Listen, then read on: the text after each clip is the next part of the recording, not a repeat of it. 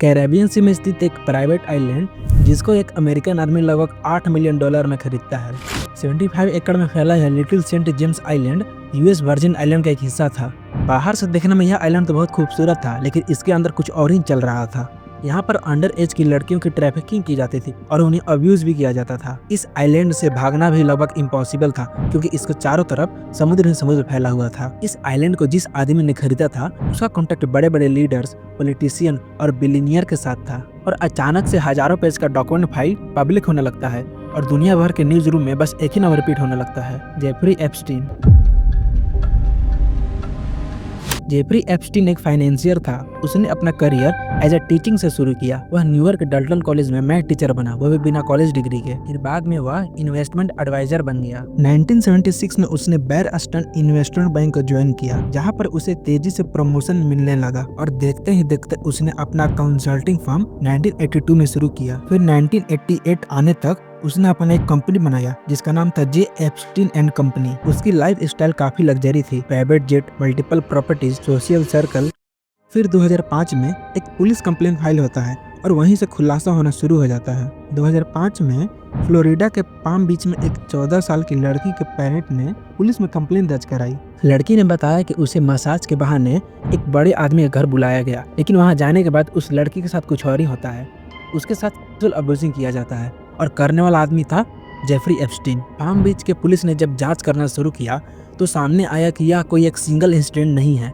धीरे धीरे करके एक पैटर्न सामने आया। हर लड़की को मसाज के बहाने लाया जाता था, जिसका उम्र 14 से 17 साल के बीच होता था, और एक लड़की को एक्स्ट्रा लड़की लाने पर पैसे भी दिए जाते थे। पाम बीच के पुलिस ने लगभग 36 विक्टिम का आइडेंटिफाई किया और सभी का पैटर्न सेम ही था। पुलिस चाहती थी कि एप्स्टीन पर मल्टीपल चार्जेस लगे और उसे उम्र कैद की सजा हो। केस आगे बढ़ता है और फेडरल प्रोसेक्टर तक पहुंचता है और यहीं से कहानी बदल जाती है। 2008 में यूएस अटॉर्नी अलेक्जेंडर अकोस्टा ने एक सीक्रेट डील की। वह डील समझ लो एप्स्टीन को बचाने के फेवर में किया जा रहा था। डील के बाद एप्स्टीन पर लगे ट्रैफिकिंग के चार्जेस को हटा दिया गया और सिर्फ उस पर ट्यूशन का चार्ज लगाया गया और उसे केवल 13 महीने की सजा होती है। और सजा के दौरान उसे स्पेशल प्रिविलेज दिया जा रहा था। उसे दिन में बाहर जाने की परमिशन थी, उसे अपने ऑफिस से काम करने की परमिशन थी।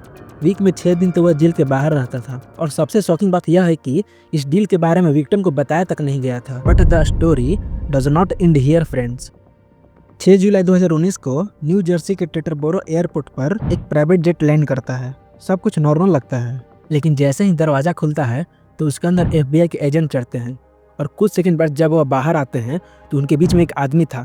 वह जेफरी एप्स्टीन था। 11 साल पहले जिस आदमी को 13 महीने की सजा हुई थी, आज उस पर ट्रैफिकिंग और एब्यूजिंग का केस था। कहानी दोबारा से खुलती है। जूलिया के ब्राउन नाम की एक जर्नलिस्ट पुराने विक्टिम को ढूंढना शुरू करती है। वो कोर्ट रिकॉर्ड पढ़ती है, एग्रीमेंट निकालती है और एक चीज नोटिस करती है कि 2008 में जो डील हुआ था वह एप्स्टीन को बचाने के लिए हुआ था और विक्टिम को बताया भी नहीं गया था। अमेरिका में एक कानून है, ऐसी किसी भी प्रकार के डील के बारे में विक्टिम को बताना जरूरी है। मतलब कानून तोड़ा गया था। जब इन्वेस्टिगेशन पब्लिश हुआ तो केस रीओपन होता है। FBI एप्स्टीन के 7 स्टोरी ऑफ महानता हाउस का रेड मारती है। रेड के दौरान अंदर उन्हें बहुत सी चीजें मिलती हैं, लॉकेट, सेफ, हार्ड डिस्क, हजारों फोटोग्राफी और भी बहुत चीजें। इन्वेस्टिगेटर शक करने लगते हैं। उन्हें शक होता है कि यह ट्रैफिकिंग नेटवर्क इंटरनेशनल भी हो सकता है। एप्स्टीन को न्यूयॉर्क मेट्रोपॉलिटन सेंट्रल जेल में रखा जाता है। ट्रायल शुरू होने वाला था, लेकिन 10 अगस्त 2019 की सुबह जब गार्ड उसके सेल में पहुंचता है तो एप्स्टीन डेड पाया जाता है। ऑफिशियल रिकॉर्ड कहती है कि उस रात एप्स्टीन ने खुदकुशी कर ली थी, लेकिन उस रात को कैमरा काम नहीं कर रहा था। गार्ड भी सो गए थे, उसका सेलमेट भी हटाया जा चुका था और यहीं से केस कंट्रोवर्शियल बन गया। जेफरी एप्स्टीन के जाने के बाद उसके साथ कई सारे सवालों का जवाब भी चले गए। उसका ट्रायल कभी शुरू ही नहीं हुआ और वह सवाल जिसे पूरी दुनिया हिल सकती थी वह कभी पूछे ही नहीं गए।